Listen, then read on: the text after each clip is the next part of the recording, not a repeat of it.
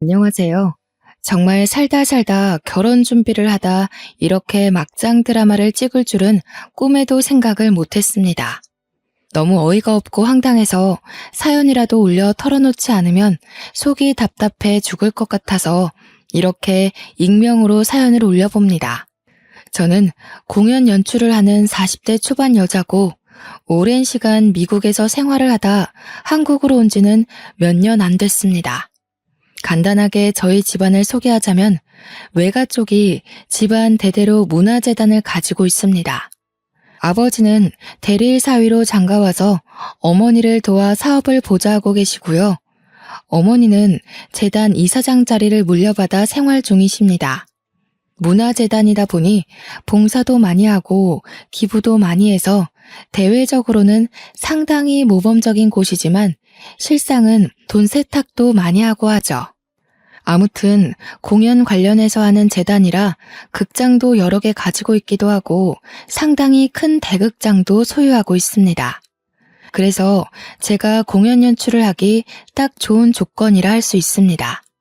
극장을 빌리는데 아무런 문제가 없기 때문이죠. 사실 공연이라는 게 대규모의 작품 아니고서야 큰 돈이 되지가 않습니다. 극장을 빌리는 돈이 일단 무시 못하고 투자를 얼만큼 받느냐에 따라 공연 퀄리티가 많이 달라지죠. 배우들 페이나 스태프들 페이까지 일일이 생각하면 문화재단을 소유한 집안딸이 공연 연출을 한다는 게 참 득이 많습니다. 그러다 보니 외국에서 오랜 시간 공부하면서 잔머리가 많이 늘었고 최대한 가진 걸 이용해서 살아왔습니다. 제가 몇 년 전 한국에 들어와서 제일 먼저 준비했던 건 바로 외국에서 판권을 꽉 틀어지고 있는 뮤지컬 공연을 국내에 소개하는 일이었습니다. 어떻게든 국내 팬들의 귀와 눈을 만족시키고자 그 공연을 꼭 들여오고 싶었거든요. 하지만 라이센스 문제가 이리저리 얽혀서 저 혼자서 감당하여 작품을 들여올 수가 없었습니다. 그래서 판권 문제로 아는 사람에게 변호사를 소개받아 자문을 구하게 됐는데 이 변호사가 지금부터 제가 이야기할 저의 예비 남편입니다. 하필이면 공연 판권에 대해 아는 게 별로 없었던 사람이라 같이 머리 싸매며 판권 문제를 해결해야만 했죠. 변호사라고 모든 분야를 다 잘하는 게 아니더라고요. 변호사를 확 갈아치울까 여러 번 고민하다 소개시켜준 사람의 얼굴을 떠올리면 또 함부로 할 수가 없던 터라 어쩔 수 없이 5개월을 매일같이 만나 고민해야 했습니다. 판권을 어떻게 들여와야 더 많은 공연을 올리고 더 투자를 받을 수 있을까에 대해 상의를 하다 보니 의리도 생기고요. 매일같이 만나서 대화만 서너 시간 나누다 보니 자연스럽게 서로에 대한 이야기도 나누게 되었고 자연스럽게 데이트도 하게 되고 손도 잡고 그렇게 사귀게 된 거죠. 변호사니까 직업도 괜찮겠다. 우리 부모님께 소개시키기에도 모양 빠지는 사람은 아니다 싶었던 거죠. 사실 집에서도 제 나이가 30대 후반이 되니 결혼에 대한 압박이 없진 않았거든요. 하나뿐인 외동딸에게 재단을 물려주고 싶은데 옆에서 일을 도와줄 만한 남편이라도 있어야 마음이 안심된다 이런 거겠죠. 이러나 저러나 제 직업은 연출가이니까요. 하지만 철의 여인인 우리 어머니께서는 제가 어떻게 엇나갈지 모르니까 선자리를 막 들이밀거나 하진 않으셨어요. 대신 깐깐한 눈으로 제가 어떤 남자를 만나는지는 지켜보셨죠. 숱하게 남자를 만나긴 했지만 그 어느 누구도 어머니의 마음에 들지 않아 결혼 이야기까지 나오진 않았습니다. 공연 연출가가 어디서 남자를 만나겠어요?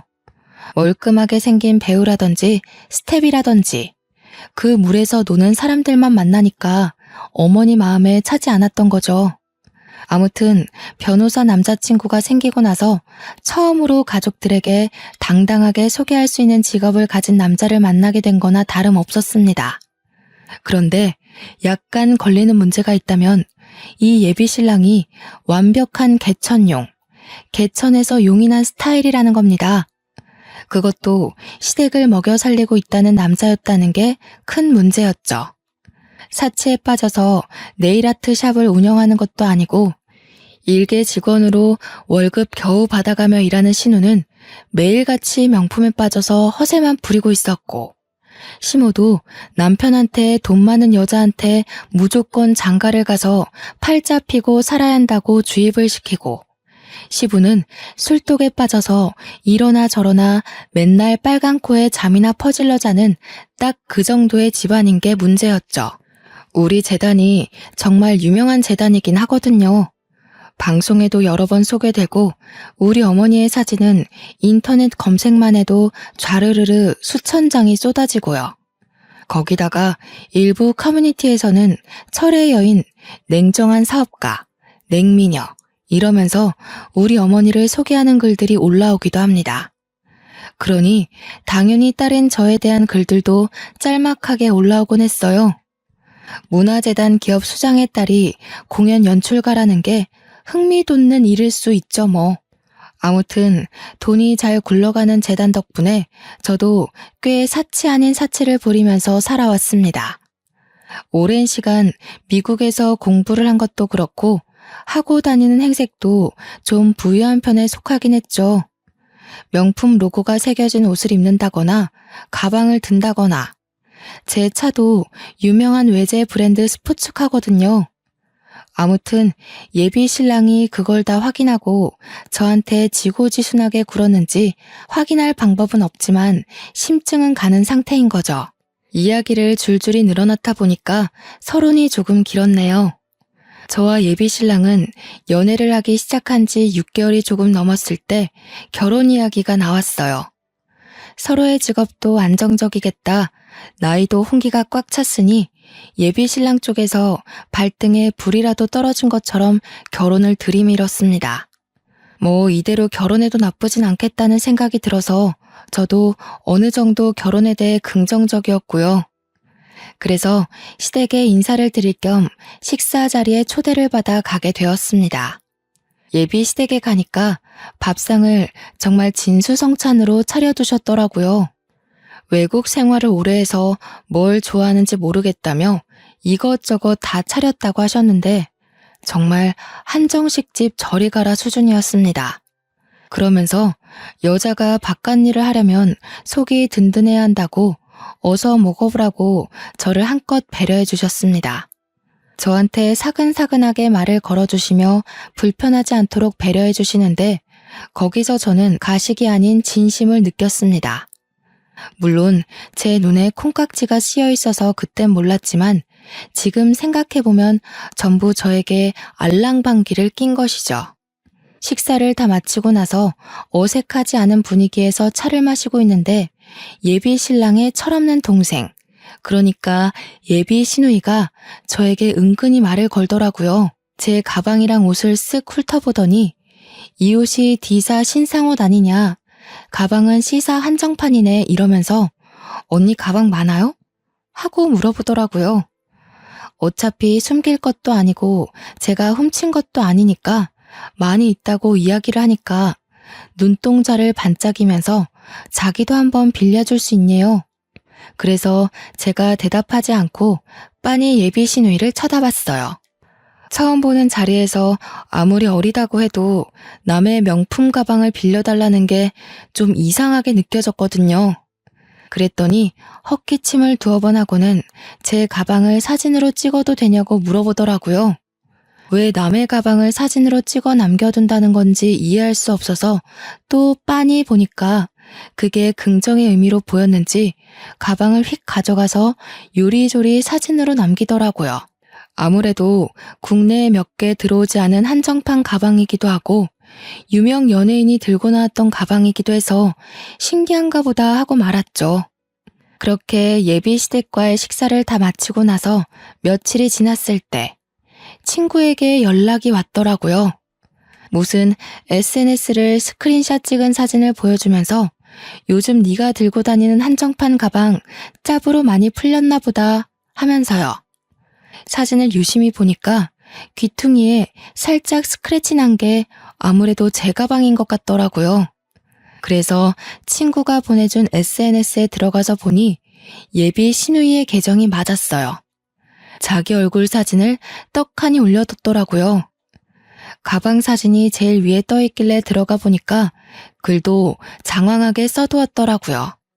무슨 연예인이 들고 나온 내 가방 이러면서 제 가방을 지 가방처럼 둔갑해서 글을 써놨대요. 그거 보면서 헛웃음이 나와서 쭉 살펴보고 있는데 댓글에 예비 시누이 친구들이 막 변호사 오빠 뒀더니 이런 것도 사주셔? 부럽다. 이런 댓글들이 써져 있었습니다. 예비 시누이가 그 밑에 예쁘지? 이런 거 아무나 못 구한다. 이렇게 달아뒀던 게 기가 막히더라고요. 아무리 뻔뻔하고 철이 없다고 해도 그렇지 제 가방을 지 가방처럼 올려둔 게 너무 웃겼어요. 당연히 그런 제 눈에 시누이가 예뻐 보일 리가 있겠습니까? 가방을 빌려달라고 했던 것도 전부 저런 허세를 부리려고 하는구나 싶어서 빌려주면 안 되겠다는 생각이 들었습니다. 그날 이후 한동안 연락 없던 시댁에서 저에게 연락이 왔어요.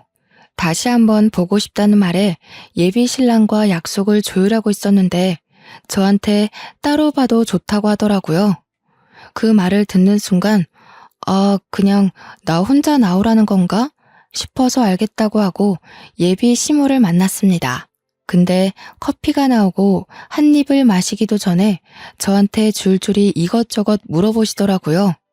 그 질문이 평범한 이야기였으면 저도 글을 올리지 않았겠죠. 예비 시모는 취조하듯 저의 재정 상태를 물어보았습니다. 공연 연출하면 돈은 좀 많이 벌고 그러니? 적게 벌면 우리 아들 뒷바라지 하는 건 어떨까 싶어서. 아니, 내가 뭐 여자가 일한다고 하찮게 보고 그런 사람은 아닌데 우리 아들이 변호사니까. 내 좋아하는 부인이 있으면 좋을 것 같아서 그러지. 절대로 우리 예비 며느리를 내가 무시하는 게 아니라. 알지 내 말? 그래서 저는 그냥 저 돈 많이 벌어요 라고 솔직하게 대꾸했습니다. 그러자 예비 시모의 이마에 약간 주름이 지더라고요. 모르는 척하고 커피만 계속 마시고 있었죠. 그랬더니 이제는 대화의 내용을 다른 곳으로 전환을 시키더라고요. 그래, 돈 많이 번다니까 든든하네. 그러면 지금 사는 집은 어디에 있어? 예비 사돈네가 재력가라는 이야기는 내가 들었는데 우리 예비 며느리가 하고 다니는 게 전부 명품이라며? 딸이 그러더라. 걔가 그런데 관심이 많거든. 그러면 그 차는 뭘 타니? 외제차라고 들었는데 유지비도 꽤 많이 들지? 저는 이런 돈돈거리는 대화를 왜 하고 있어야 하는지 전혀 이해가 안 갔습니다.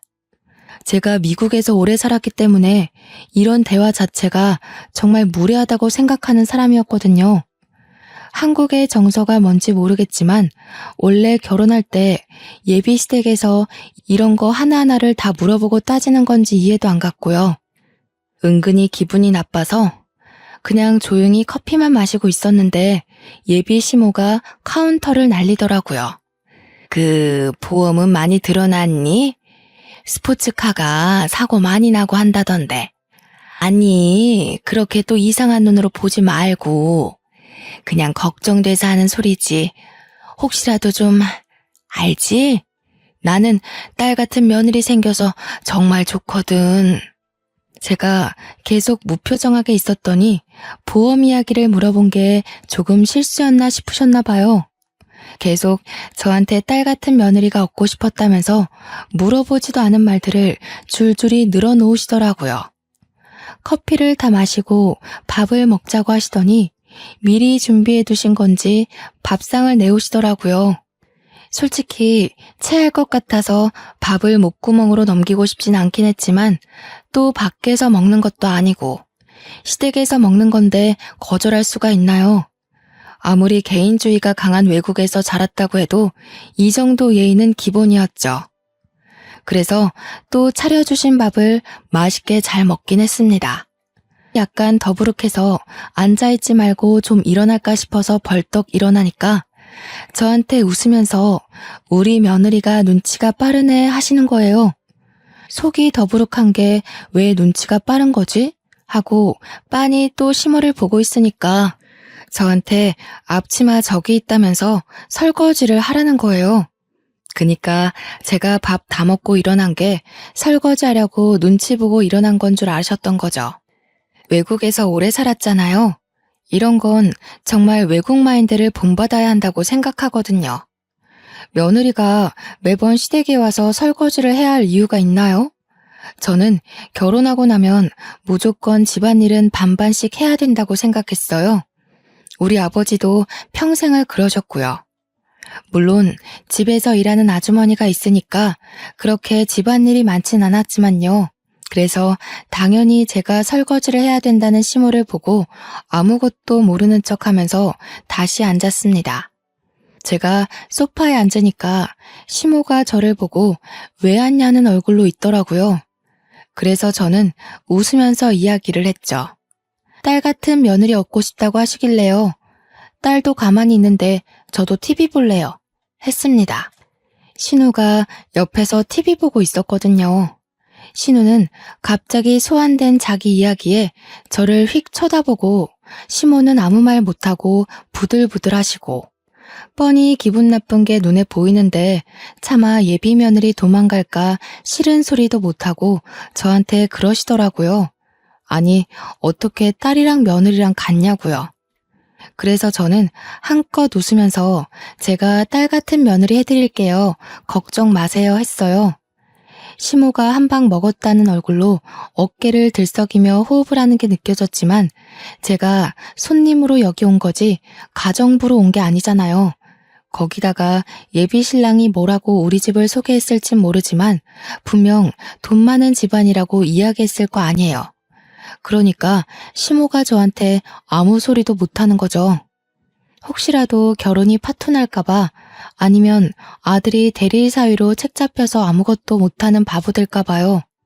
진짜 처음에는 조상님께 감사한 마음이 들었어요. 대대손손 부를 물려주셔서 이런 자리에서 당당할 수 있게 해주신걸요. 아무튼 밥 다 먹고 설거지도 안 하겠다. 도망이나 슬슬 가려고 준비하는데 신우이가 저한테 슬쩍 물어보더라고요. 제가 공연 판권이 해결되어서 드디어 그 국내에 들여오고 싶었던 해외 뮤지컬을 들여오게 되었어요. 아마 예비 신랑한테 그 이야기를 들었나 봐요. 슬그머니 시모도 제 옆에 앉아서 신우 이야기에 끄덕끄덕 하는데 내용이 아주 가관이었습니다.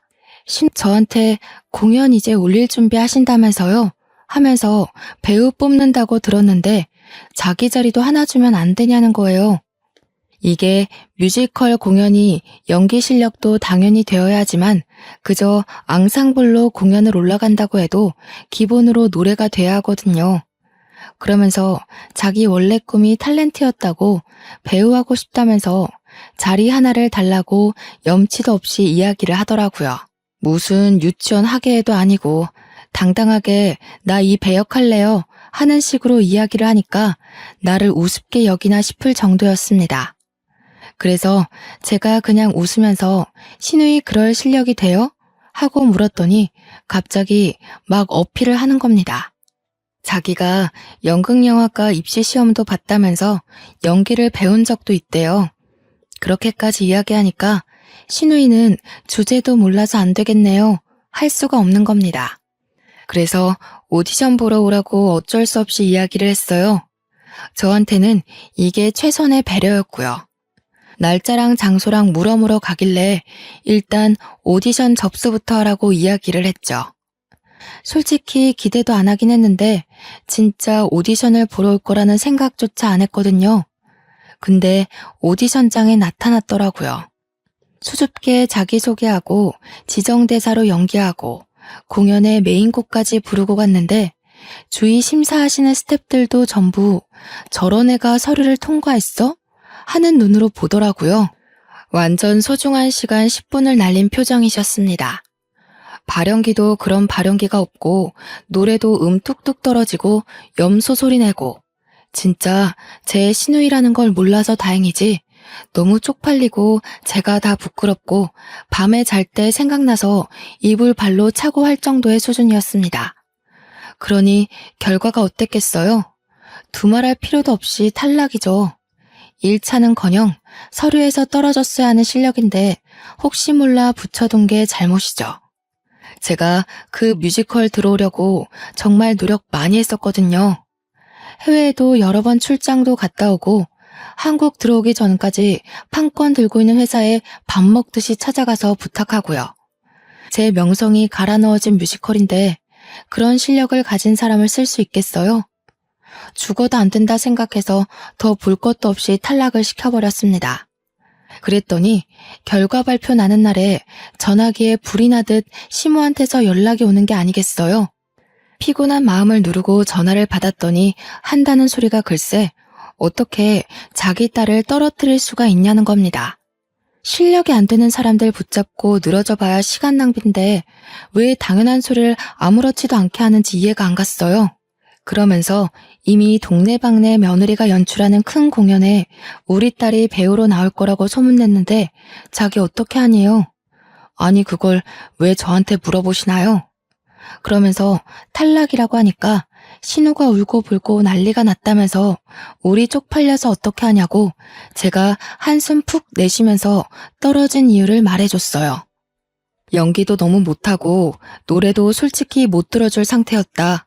다른 심사위원들도 전부 만장일치로 못 뽑는다고 했다고 하니까 시모가 정이 없대요. 한국 사회에서 그 정도 정도 없이 어떻게 사냐면서 연출이라면 뒷배로 꽂아줄 수 있는 거 아니냐고 생떼를 쓰기 시작하는데 미치겠더라고요. 그래서 그냥 될 대로 되라는 식으로 시모한테 신우가 나무 일 역할이라도 하겠대요? 하고 물어봤어요. 그러니까 어떻게 대사 한 줄 없는 배역을 줄 생각을 하냐면서 해도 해도 너무한다고 하는 겁니다. 지금 해도 해도 너무한 게 누군데 저한테 그런 소리를 하는지. 가뜩이나 공연 올리는 것 때문에 정신도 없는데 저한테 이런 식으로 구니까 더 할 말이 없어서 끊어버렸어요. 그리고 예비 신랑에게 전화해서 차근차근 이야기를 했죠. 네 동생이 도무지 쓸만한 부분이 전혀 없어서 탈락을 시켰더니 나한테 이러더라 하면서요. 예비 신랑이 미안하대요. 자기가 얼른 가서 잘 이야기해보겠다고 하더라고요. 저는 부탁을 했죠. 이런 일로 전화 오지 않게 해달라고 가뜩이나 바빠 죽겠다고요. 제가 실력으로 오디션에서 결과를 통보했을 뿐인데 인정머리 없다는 소리를 들어야 할 이유가 있나요? 참나. 다시 생각해도 너무 열이 받고 화가 나네요. 예비 신랑이 뭐라고 말했는지는 몰라도 한동안 조용했어요. 결혼 준비도 슬슬 해야 하는데 뭐부터 해야 할지 모르겠어서 예비 신랑이랑 이것저것 상의를 하고 있었죠. 예비 신랑이 시모가 아는 게 많으니까 시모한테 물어보고 해도 되지 않겠냐고 해서 저는 그런 만날 약속을 잡아달라고 했어요. 아무래도 양가 간에 서로 합의가 되어야 하는 부분이 있긴 하니까 어른이랑 이야기하는 게 빠르겠다 생각한 거죠. 저희 집이야 뭐 제가 이렇게 하기로 했어요 하면 다 맞춰주실 분들이니까요. 아무 생각 없이 만날 약속을 잡고 당일에 밖에서 시모를 만났어요. 또 집에서 만나면 설거지 시키려고 할까봐 미리 차단한 거죠. 나름대로. 이미 오디션 건으로 저한테 기분이 상해 있는 시모라서 옷도 일부러 방수되는 스타일로 입고 가고 혹시 몰라서 한 벌을 더 챙겨서 갔어요. 드라마 같은 거 보면 시모가 물도 끼얹고 그러더라고요. 사람이 혹시 모를 상황에 대비를 해놓는 것도 나쁘지 않잖아요. 물론 제가 연출가라서 그런 영상들을 많이 보고 오버하는 걸 수도 있지만요. 약속 장소에 가니까 시모가 이미 와서 앉아있더라고요.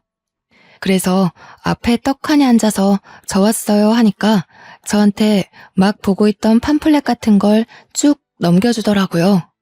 개수도 10대 개 정도 되는 게 전부 중구난방으로 있어서 정리해서 하나씩 보고 있는데 각종 가전이랑 가구, 팜플렛 같은 거예요. 중간에 자동차 팜플렛도 끼어 있었고요. 근데 하나같이 상품에 동그라미들이 쳐져 있는 게 아니겠어요? 그래서 저는 이게 뭐예요? 저희 혼수하라고 골라주신 거예요? 하고 물어보았습니다. 아무래도 새 상품이다 보니까 우리 집에 들어갈 물건을 고르신 건가 싶었던 거죠. 그랬더니 시모가 픽 웃으면서 아직 뭘 모르네 하시면서 이야기를 하시는데 우리 집에 들어갈 건 우리가 알아서 고르고 지금 골라주신 건 시댁에 들어올 물건이라는 겁니다. 저는 그 말이 전혀 이해가 안 가서 시댁에 들어갈 물건을 왜 저한테 보여주시냐고 했죠. 그러니까 제가 시댁에 가구를 보내야 한다는 거예요. 제가 왜요? 하니까 그게 다 예단이고 원래 그렇게들 한다면서 변호사 사이 보는 게 쉬운 일인 줄 아냐고 하시는 겁니다. 한국에서 변호사쯤 되는 직업의 남자랑 결혼을 하려면 시댁에 이 정도 물품 공세는 해야 된대요. 다른 집은 개업도 해주고 건물도 주고 차도 두어 대 사주고 열쇠 여러 개 들고 와야 하는데 자기는 그 정도 욕심은 없대요. 이 정도면 많이 양보한 거고 주위의 변호사 엄마들 이야기 들어보면 자기가 욕심 없어서 이 정도로 끝내는 거라고 고마운 줄 알아라 하시는 겁니다. 결혼하기 전까지 미리 가구랑 가전이랑 다 보내주고 차도 빨리 계약을 해달라면서 자동차 카탈로그를 그제서야 자세히 보니까 제가 타고 다니는 스포츠카 브랜드에서 나온 대형 SUV더라고요. 그 모델이 2억 가까이 하는 차량이거든요. 제가 진짜 기가 막혀서 입을 떡 벌리고 아무 말도 못했습니다. 그러니까 그 정도면 싸게 먹히는 거 아니냐고 가전 가구 다 해봐야 3억도 안 나온다는 겁니다. 다른 집은 건물해줬대, 개업해줬대, 시부모 노후저금까지 다 줬대.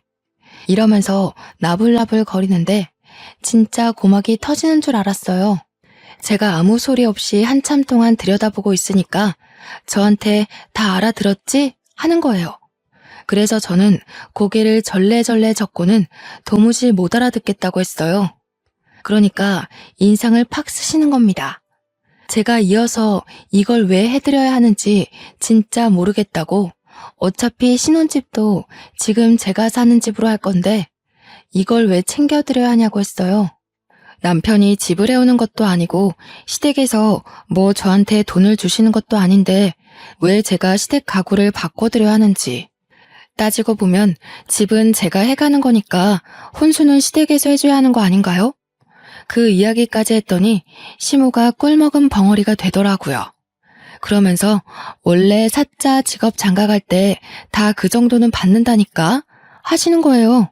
그래서 예단비 1억은 또 뭐냐, 이걸 지금 현금으로 달라고 하는 거냐 하니까 주위 변호사들도 장가갈 때 다 그 정도 받았다더라 하십디다.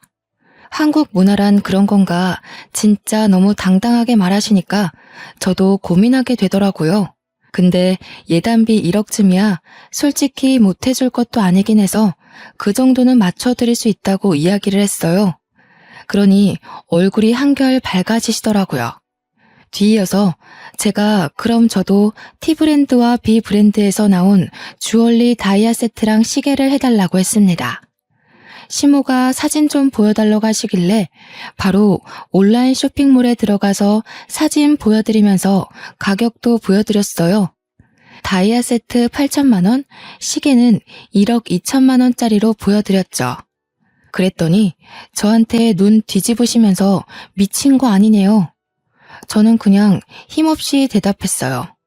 어머님이 저한테 사달라고 하신 차값이 이 정도 된다고요. 저한테 차 사달라고 한 건 당연한 거고 저도 그에 응당한 예물 받겠다고 하는 건데 저는 미친 거냐고 했습니다. 그러니까 저한테 또 콧김 막 뿜으시면서 변호사 사위 얻어가는데 그 집에서 이 정도는 당연히 해줘야 하는 거 아니냐고 하는 겁니다. 자기가 이 정도만 받겠다고 했으면 너무 검소하시다, 고맙다 해야 되는데 저한테 어찌 똑같은 금액을 받아내려고 하냐고. 욕심이 과하면 안 된대요. 정작 욕심 부리는 게 누군데 지금 저한테 이래라 저래라 훈수를 두는 건지. 제가 어이가 없어서 아무 소리 안 하고 빤히 시모를 쳐다봤어요.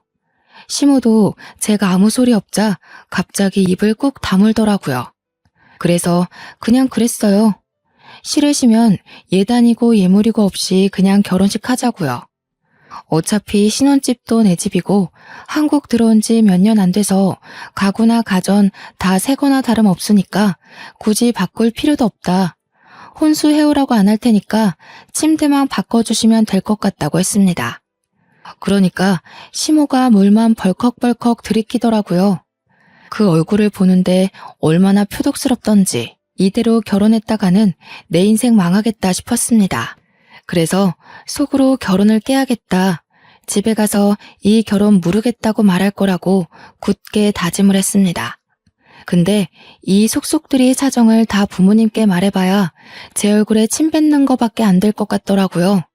가뜩이나 제가 하는 일마다 일만 크게 벌려둔다고 은근히 타박하시는 부모님인데 결혼까지 이랬다고 하면 분명 좋은 소리 못 들을 게 뻔했거든요. 그래서 어떻게 파혼을 이야기할까 고민하고 있었습니다. 시모를 만나고 집에 돌아와서는 완벽하게 마음을 굳혔죠. 헤어지는 순간까지도 저한테 믿지는 장사 아니니까 끝까지 다시 생각해보라고 하는데 결혼이 장사입니까? 언제부터요? 저는 결혼이란 두 사람만 행복하면 끝인 줄 알았거든요. 부모님 퇴근하실 때까지 기다렸다가 제가 먼저 파혼 이야기를 꺼내려고 하는데 아버지께서 다음 주 주말에 상견례를 하기로 했다는 겁니다. 제가 입을 열 틈도 없이 이야기를 하셔서 그게 무슨 소리냐 하니까 예비 신랑이 연락을 해왔대요. 예비 시부모가 그때 날짜가 가장 좋을 것 같다고 해서 미리 약속을 잡았다고 그날 별일 없지 않냐는 겁니다. 파혼 이야기를 하려고 했는데 다짜고짜 상견례 이야기부터 꺼내다니 저는 어떻게 말할까 고민하다가 예비 시댁 식구들을 직접 보고 나면 부모님도 파혼하려고 하지 않을까 싶어서 알겠다고 했습니다. 그렇게 욕심을 부려대는데 우리 부모님 앞이라고 뭐 크게 다르게 행동하겠나 싶었던 거죠. 예비 신랑도 이제 와서 생각해보니 참 경우 없는 사람이었습니다. 상견례 같은 중요한 일을 저와 상의도 거치지 않고 다이렉트로 우리 부모님한테 말하는 걸 보니까 이 결혼이 저를 사랑해서 한다기보단 저희 집안을 보고 하는 거라는 확신이 왔어요. 그래서 마지막 남은 전까지 모조리 다 탈탈 털려버렸습니다. 부모님께 미리 언지를 드릴까 말까 하다가 시간이 흘렀고 온 가족이 눈 마주칠 시간도 없이 상견례 날짜가 다가왔어요. 근데 뜻밖에도 상견례 전전날 시누이에게서 연락이 온 겁니다. 오디션에서 떨어진 이후로 저와 눈도 안 마주치던 예비 신우가 저한테 먼저 연락을 할 줄 몰랐어요. 또 무슨 일인가 싶어서 연락을 받아보니 저희 집에 놀러오면 안 되겠냐고 묻더라고요. 그래서 왜 갑자기 집에 놀러오고 싶어 하냐 하니까 제 가방들 구경 좀 하면 안 되냐고 묻더라고요. 갑자기 제 가방으로 SNS에 자랑했던 게 기억이 나서 웃음이 나더라고요. 그래서 또 재밌는 구경할 수 있겠다 싶어서 놀러 오라고 했습니다. 어차피 파혼하고 나면 두 번 다신 볼 수도 없는 사람이니까요. 가방 구경하고 싶다고 솔직하게 이야기하는 게 투명하기도 하고 워낙 멍청한 아이라 보는 재미가 있기도 했거든요. 허락이 떨어지자마자 바빠 죽겠는데 집으로 찾아왔더라고요. 그러더니 인사만 띡 하고는 드레스룸으로 들어가서 제 가방들을 막 구경하는데 입에서 침 나오는 줄 알았습니다. 가방들 하나하나 다 꺼내서 이 각도 저 각도 사진 다 찍어놓고 옷 막 다 꺼내서 구경하고 그래도 다행인 건 알아서 정리는 잘 해놓더라고요. 그러더니 저한테 슬쩍 이제 가족도 되는데 자기 가방 하나만 주면 안 되냐는 겁니다. 그래서 안 된다고 했죠. 이게 다 얼마짜리 한정판인데 이걸 공짜로 얻어가려고 한답니까? 신우가 1년 일한 월급을 그대로 모아도 살 수 있을까 말까 한 가방인데 못 준다고 딱 잘라서 거절하니까 저한테 치사하다고 하더군요. 자기가 신우인데 잘 보여서 나쁠 거 없지 않냐고 시집살이 하고 싶어서 그래요? 이러는데 어린 게 뻔뻔하게 구니까 웃겼어요. 그냥 그래서 제가 신우이 보고 신우가 나한테 잘 보여야 콩고물 하나라도 떨어지는 거 아니겠어요? 하니까 또 끄덕끄덕해요. 저한테 착 달라붙어서는 언니한테 제가 당근 잘하죠. 시키실 일 있으면 언제든 불러주세요. 하면서 애교를 부리더라고요. 이럴 때 보면 연기 참 잘하는데 오디션장에서는 왜 그랬는지 그러면서 신우가 자기 네일아트샵에서 일하는 거 알지 않냐고 언니 손톱 제가 다 책임질게요 하더라고요. 이 정도로 알랑방귀 끼는데 적선하는 셈치고 하나 줘야겠다 싶었습니다. 그래서 신우 실컷 구경시켜주고 사진도 찍게 해주고 제가 진짜 아예 쳐다도 안 보는 제일 싸구려 가방 하나 쥐어줬어요. 연말에 자선 바자회 할 때 기부하려고 냅둔 가방이었는데 그것도 좋다고 신나서 들고 가더라고요. 신우가 한바탕 헤집어 놓고 가니까 오히려 사람이 더 차분해지더라고요. 상견례 자리의 분위기가 어떨지 모르겠지만 저는 파혼을 이야기하기로 마음먹었습니다. 대망의 상견례 당일이 되었고 그날 저는 정말 인생에서 잊지 못할 일을 겪었습니다. 저희 집은 저와 부모님, 예비 신랑네는 시부모와 시누이 신랑까지 이렇게 7명이서 나란히 마주보고 앉아 긴장되는 상견례 자리가 시작되었습니다. 처음에는 서로 덕담도 하고 애들이 좋다는데 너무 다행이다 하는 시부모의 가식적인 이야기도 듣고 있었습니다. 물론 저는 언제 파혼을 이야기하고 도망쳐야 하나 시간만 보고 있었죠. 예비 신랑을 다시 보니까 멀끔했던 그 얼굴이 두꺼비처럼 보이면서 욕심이 그득그득 묻어나는 것 같아서 역겨웠어요. 감히 결혼을 가지고 장사 속을 들여다보이다니 너무 실망스러웠죠. 가볍게 반주로 술이 한두 잔씩 들어가고 나니까 시부모가 엄청나게 수다스러워졌어요. 시모는 우리 부모님 얼굴을 빤히 보면서 저를 보고는 우리 며느리가 누구 닮았나 했더니 사부인 닮았네 이러더라고요. 저는 당연히 칭찬이라고 생각했는데 뒤이어서 아주 냉기가 뚝뚝 흐르는데 뚝 닮았네요 하면서 호호호 하는 겁니다. 이게 매기는 거지 뭐겠어요. 어머니를 슬쩍 바라보니 아무 표정 변화도 없이 식사를 하고 계시더라고요. 괜히 제 엉덩이만 좌불안석이었죠. 저희 부모님이 별 반응이 없자 시부모는 그래도 되나 싶게 말로 자꾸 사람을 비꼬기 시작했습니다. 외국에 오래 살았기 때문에 젓가락질을 잘 못했거든요. 시댁에서 밥 먹을 때 그런 걸로 한 번도 뭐라 한 적 없으면서 저한테 이제 와서 트집을 잡기 시작했어요. 일부러 그러는 게 딱 느껴졌고 한마디로 기싸움 같은 느낌? 본인들 받고 싶은 예단들이 있어서 일부러 저러나 싶었습니다. 저한테 그렇게 젓가락질해서 어떻게 밥 먹겠냐고 저는 꾹 참았습니다. 어느 정도 본인들 배가 부르니 그때부터 본격적으로 돈 이야기를 꺼내더라고요. 시부모의 말은 아주 가관이었고 옆에서 아무 소리 없이 앉아있는 예비 신랑의 얼굴도 진짜 짜증났습니다. 우리 아들이 변호사잖아요. 주변 이야기를 들어보니까 죄다 예단비 1억은 받았더라고요. 사업하시는 집안이니 그 정도 재력은 당연히 있으실 테니 가능하신 걸로 알고 있겠습니다. 거기다가 우리 아들 이제 든든한 처가 생겼는데 차도 좀 좋은 거 하나 해주셨으면 좋겠고요. 변호사면 사무실도 하나 개업해야 할 텐데 때가 되면 다 해주시리라 믿고 기다리겠습니다. 우리 며느리가 외국에 오래 살아서 그런지 한국 문화도 잘 모르더군요. 애가 사근사근한 맛도 없고. 그거야 제가 다 끼고 가르치면 되니까 너무 걱정 마시고요. 사돈댁도 요즘 한국 문화 잘 모르시는 건 아니죠? 요즘은 결혼할 때 시댁 식구들한테 밍크니 명품이니 죄다 돌리고 하잖아요.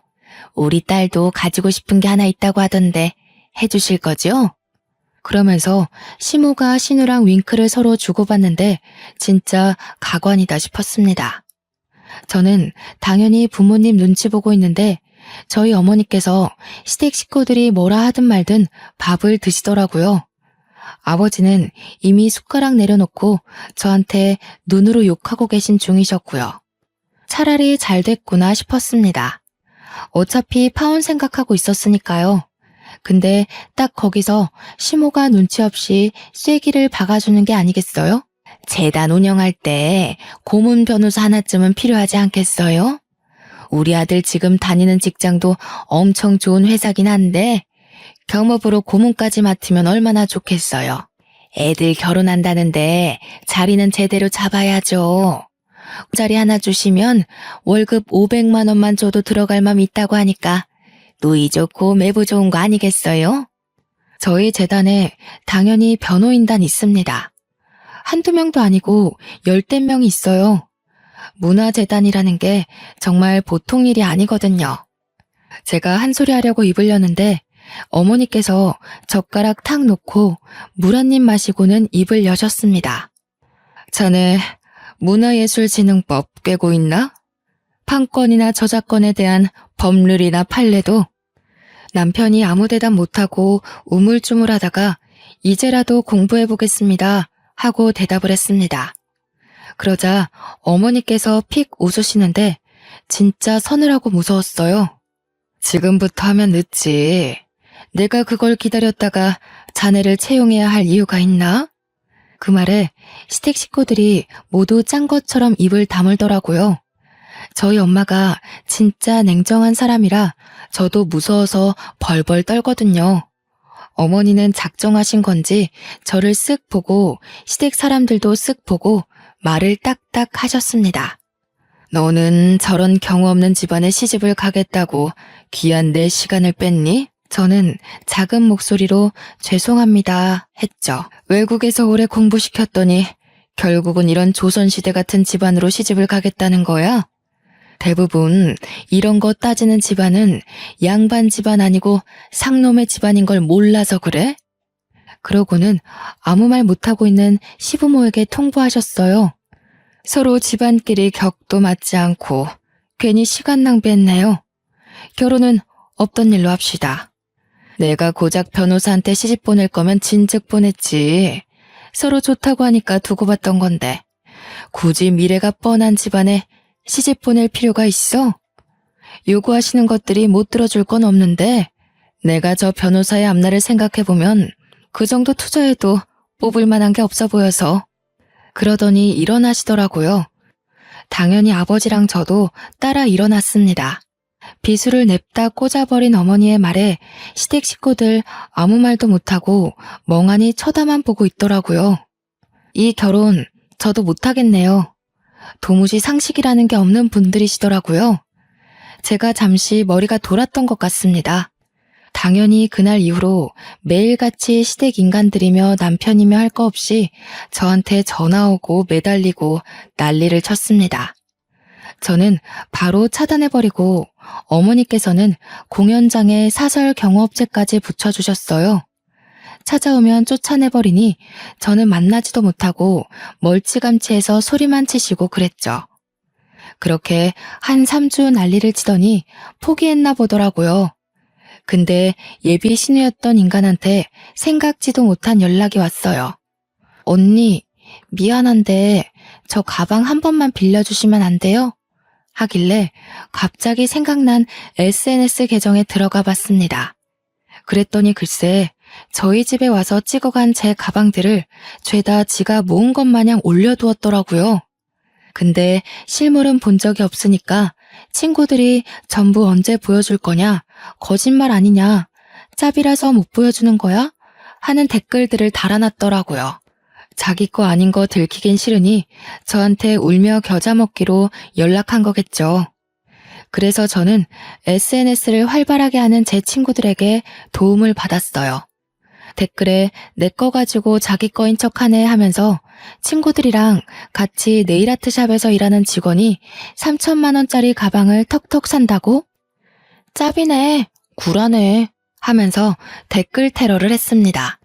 신우가 저한테 전화하고 문자하고 난리를 치더라고요. 어떻게 그렇게 댓글을 달아둘 수 있어요? 하는데 제가 딱 그랬죠. 이제 다시 나한테 연락하지 말라고. 미친 거 아니냐고. 남인데 가방을 왜 빌려주냐고요. 그리고는 차단해버렸습니다. 저는 그 이후로 준비하던 공연 당연히 성공적으로 잘 마쳤고요.